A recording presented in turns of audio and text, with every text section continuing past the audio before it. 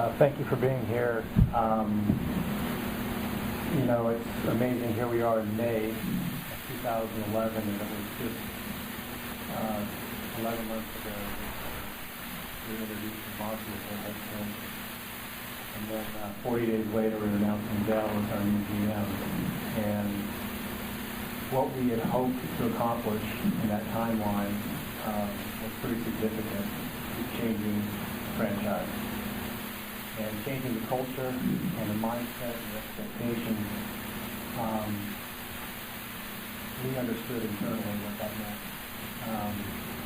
Monty understood, Dell understood, and I understood.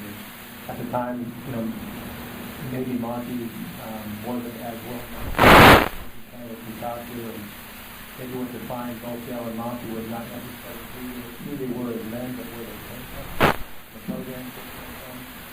I think 11 months later, what you see is a culture that we all can see is bringing roots in terms of what the future looks like for this organization.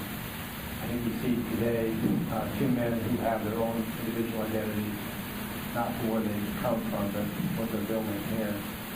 And, I think that we're gratified with the fact that the culture is changing. We're gratified with the fact that we were able to make some progress, and we certainly are not satisfied with where we finished. And that is the culture that will continue to hopefully accelerate, because I know that the two guys sitting to my right are as impatient as I am, and yet we understand that when you build something special, you build something for the long term. There are no shortcuts. And you have to do things the right way. And so I'm very honored and pleased to work with both of them. And they've been not only incredible contributors to this franchise, but to this city. Dell, first of all, I want to say thank you guys for coming out here today. As the season concludes, we look back on so many things that have happened, and from where we started to where we are right now. The first thing I want to just say is I want to make sure we thank the fans. I thought the fans were incredible this year. I thought they came out, they supported us. A lot of people remember the sellout, packed house, and the nights where everybody had on the shirts or towel waving. But even on the nights, on a Tuesday night when they stood behind us, it's been incredible. The New Orleans community, they've been great to all of us, to our families, welcome us here. And, it's just a fun place to be. When I was first hired and sitting down with these gentlemen, some things that we wanted to do in the first year, I think we accomplished most of those things. I think from here, we have a start, we have something we can build on. We want to keep adding to this. The players brought into the coaching system. I thought the coaches did a fantastic job of having the players. And we were a fun team to watch. And I think moving forward, the bar is set now, and take the necessary steps to go to the next place.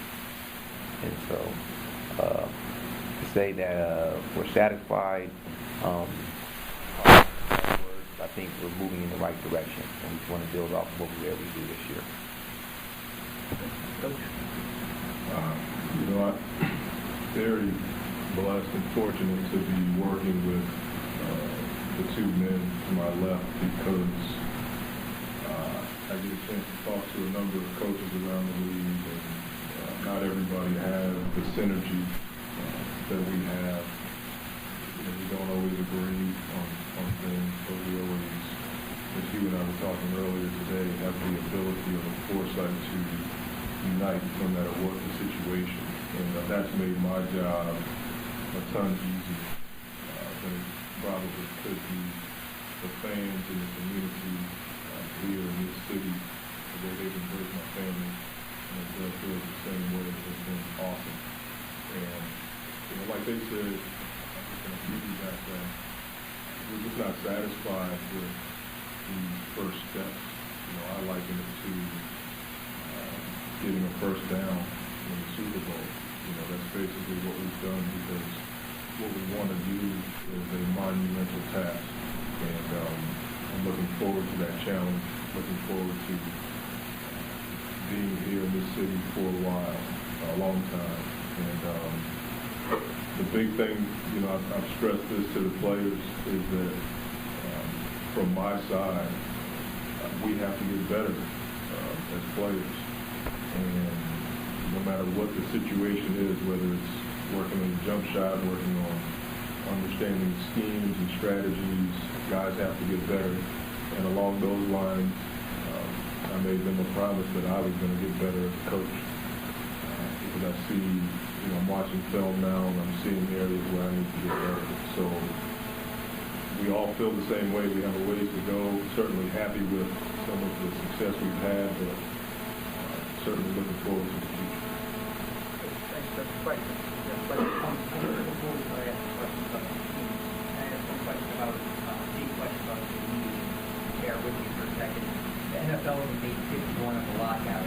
That's a league that made $9 billion. Last month, David Stern said that the NBA lost $200 million in 2016 reported losses. Are you confident the latest deal will get done this summer?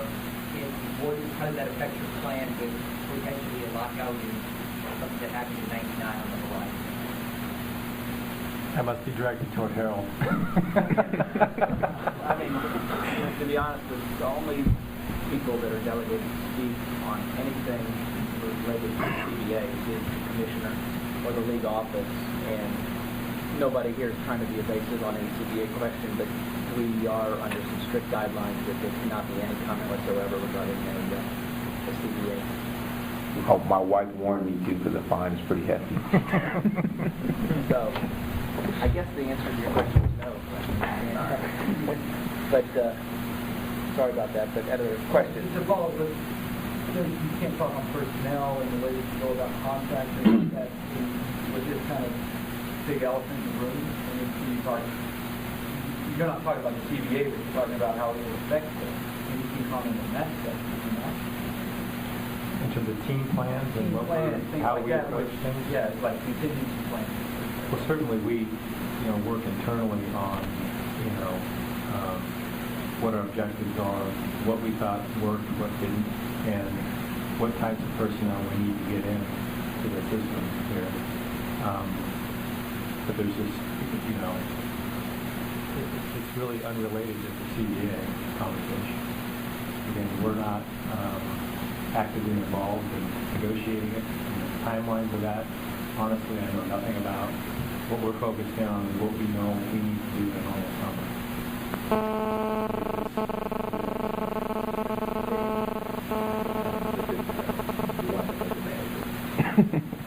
Bill, have you guys, I guess, identified any specific personnel improvements you want to make? Not yet. I think we're all going to sit down and, the season's just ending, and then we'll sit down, get together, look at the necessary things, we feel like we need to do, what we can do, and then, we'll continue building off what we did this year, but everything will be for the long term. We're looking to make sure that this thing is a long-term picture. So, to answer your question, we haven't done that yet. Go ahead, Dave. Do you guys have any, I guess, two sets of contingency plans? I mean, do you approach it and say, okay, we're going to approach it as the last agreement in place in terms of looking at, upgrades of personnel or whatever, or you just hang in limbo and say we're going to wait and see what the CBA says and then we're going to jump in after that? I think you go into it like it's a normal summer, and you just, you make your plans, so that the team's going to play. And so when we sit down and start making those decisions, I think we'll just go into it, preparing for the next game. I know that the CBA will expire until after the draft. So the draft will happen before any labor agreement is touched upon. Not having the first round draft, is that an area where you all plan on being active to acquire another pick, or are you okay with having acquired Jared and then Jared Jack through that trade and saying we're okay staying and after Jared Jack on the first round draft, or will you acquire and will be active to get into the draft? You know, it's difficult to get into the draft. Usually to get into the draft, you have to give up something. And we'll have our eyes and ears open if the opportunity presents itself that we feel make us a better team. You know, we won't hesitate. But, you know, right now we're just going to look at all possibilities and to see what's available. Yes. A couple of things. How much freedom do you have in free agency? That's the other side. For lack of a better term, on-shelf free agent. And two, how confident are you that David West will opt out of the final year? For your first question, I think what we'll do first is we'll evaluate the situation. There's so many ways to improve your team and to see how. There's so many different things we can do. One thing that we have is flexibility. And so whether it's acquire a free agent or make a trade or whatever it is, we'll look and see what's the best, will be the best thing for the New Orleans Hornets. As far as David West, I never want to speak for anybody. You know, I think that, you know, we like to have David back, but, you know, he's rehabbing right now, and I don't want to speculate on what his decision will be. John?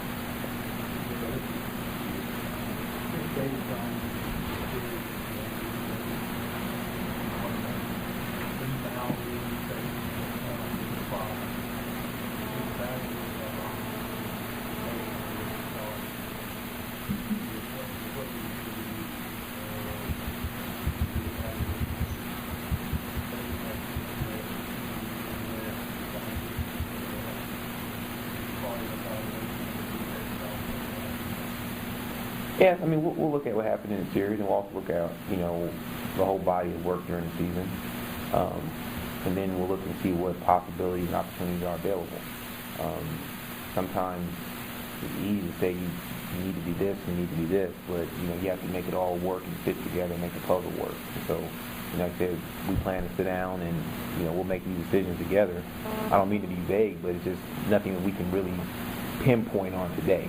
You know, have to be a situation where, you know, we have to see what opportunities out there become available.